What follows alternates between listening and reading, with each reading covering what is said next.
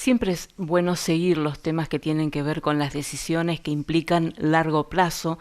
La educación es uno de estos ejes y evidentemente cuando tenemos con quién hacer estos diálogos nos resulta facilitador para entender qué viene. María Cristina Gómez, especialista en temas educativos, alerta sobre la transición que se está dando en estos momentos en política vinculada a nivel primario y secundario en la provincia de Santa Fe. Tenemos el agrado de recibirla. Muy buenas noches.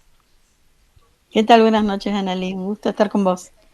Gracias por estar allí. Bueno, María Cristina, usted ha alertado en los últimos días acerca de lo que significa esta transición en materia educativa y me gustaría ir ya sin, digamos, poner más contexto a lo que significa una transición en materia educativa, sobre todo cuando tenemos legislación que nos implica la real atención de lo que está pasando en el momento.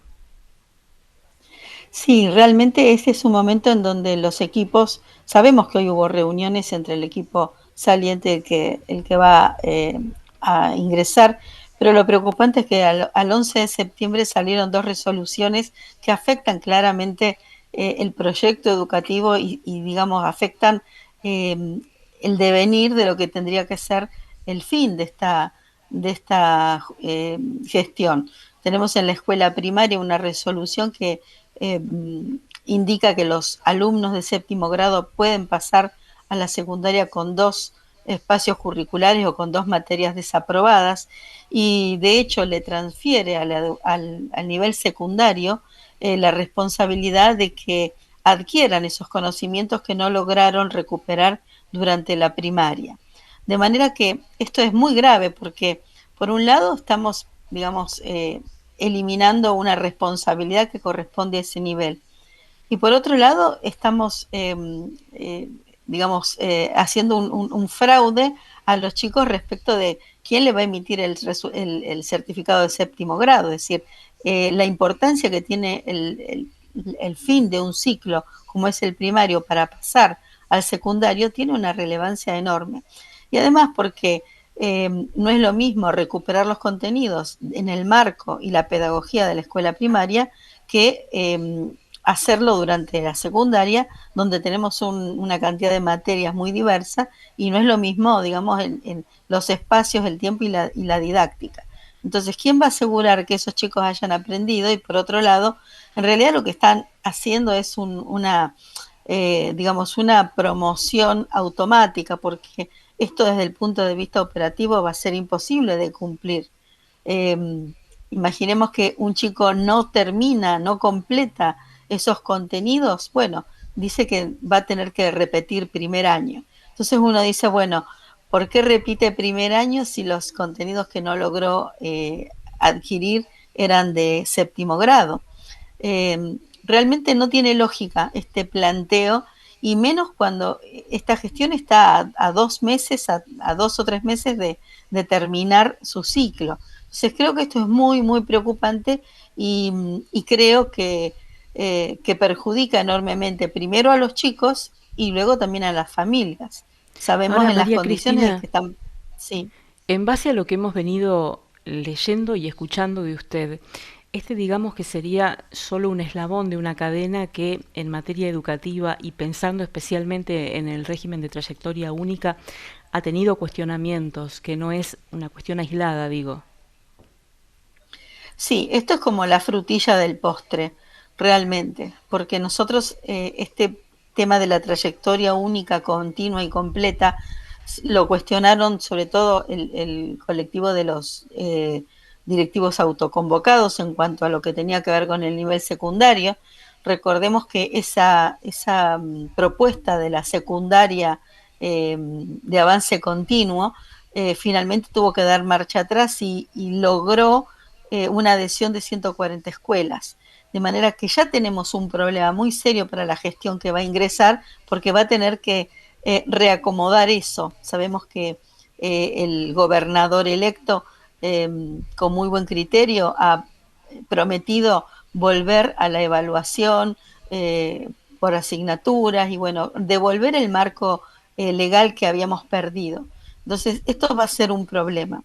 Y en el término, en cuanto a la primaria, esto de la trayectoria única, continua y completa, realmente está fundado en algo que aparece en el documento, que habla de la pedagogía del cuidado y la ternura, que nada tiene que ver con, digamos, una propuesta superadora para recuperar los aprendizajes, para lograr que los chicos cierren el ciclo de la primaria en condiciones y puedan acceder a la escuela primaria en condiciones. Mi pregunta es, ¿cómo una gestión que se está yendo, que digamos, tenemos la certeza de que terminó, eh, bueno, se atreve a terminar su gestión con un cambio tan importante que va a generar muchas complicaciones a la gestión que va a ingresar? Pensando un poco en ese momento en que tome la decisión el gobernador de cambiar algunas de las cuestiones que anunció en campaña que iba a hacer, pongo en contexto algunas charlas de las últimas semanas con docentes, con directivos. En algunos establecimientos educativos he llegado a escuchar que si se decidiera cambiar aquello que evidentemente está siendo cuestionado, de golpe, por ejemplo, la mitad del alumnado en el nivel medio quedaría condicionado o condenado a la repitencia.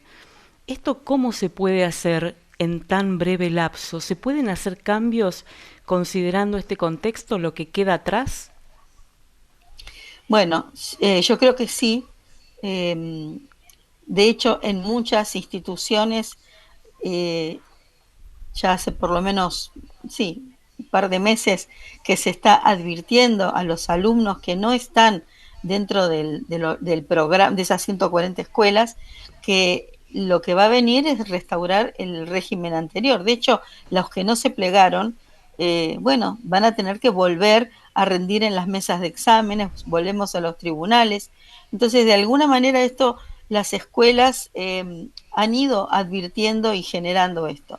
El mayor problema va a estar en esas 140 escuelas y creo que va a requerir, sí, de un trabajo muy importante de logística y digamos, de recuperación y de reacomodamiento de eso, pero sin duda es un desafío para la nueva gestión.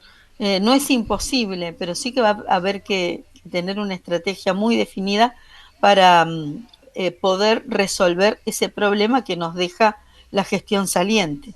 Sabemos que hay chicos que deben más de 10 materias, por ejemplo, ¿sí? Recordemos que así han venido primero y segundo año, lo habían establecido como un ciclo único, entonces todos pasaron de primero a segundo año, de manera que en tercer año hay chicos que todavía adeudan materias de primero y de segundo, entonces tenemos que reacomodar eso de una manera bastante eficaz y bueno, va a requerir de toda la logística que pueda el nuevo equipo encontrar.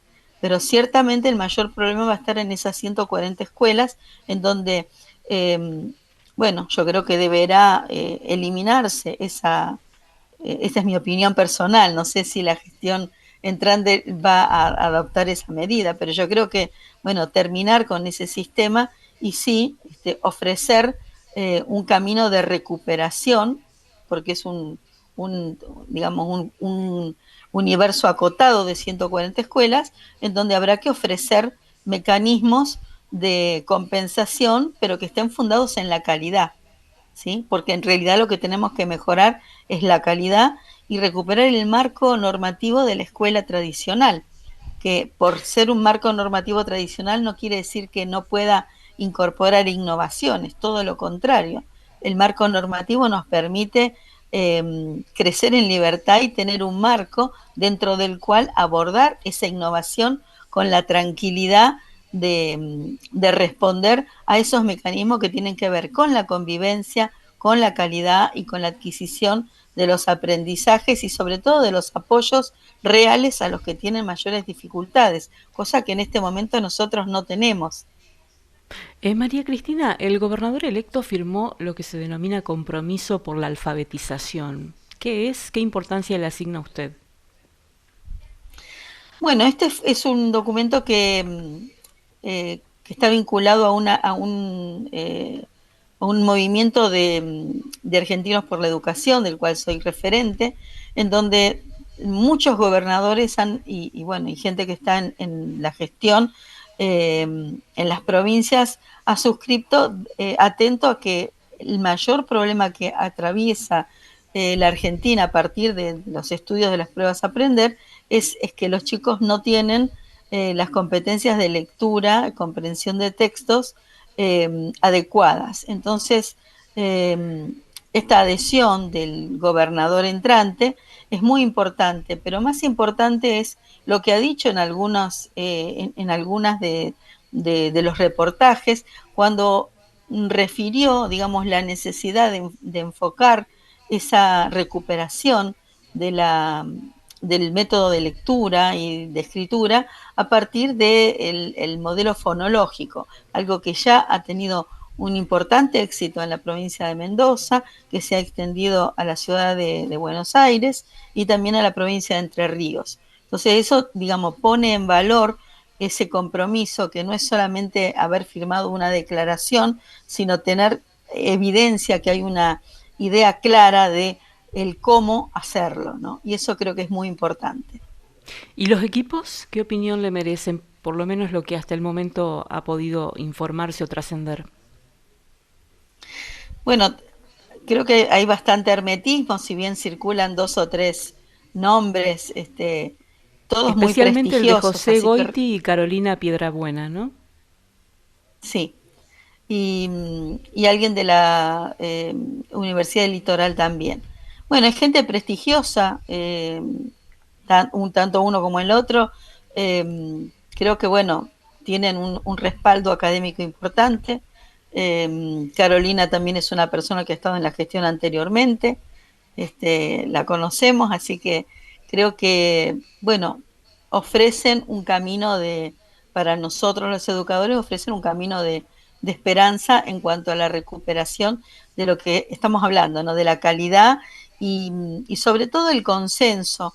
Yo quisiera destacar que como nunca en la historia de la Argentina y sobre todo en la historia de la educación, se ha producido en estos momentos, en este momento histórico, un consenso entre los educadores de todo el país. Es decir, la gente que estamos en educación, más allá de las cuestiones políticas que pueden, digamos, enrolar a unos en un partido o en otro, se ha generado un consenso muy importante. Y eso se puede ver en las propuestas educativas que, por ejemplo, han tenido los equipos técnicos, por ejemplo, de Juntos por el Cambio. Es digamos, es un abanico, es una coalición en donde cada uno de esos espacios ha tenido aportes muy significativos y muy importantes y muy similares, ¿no?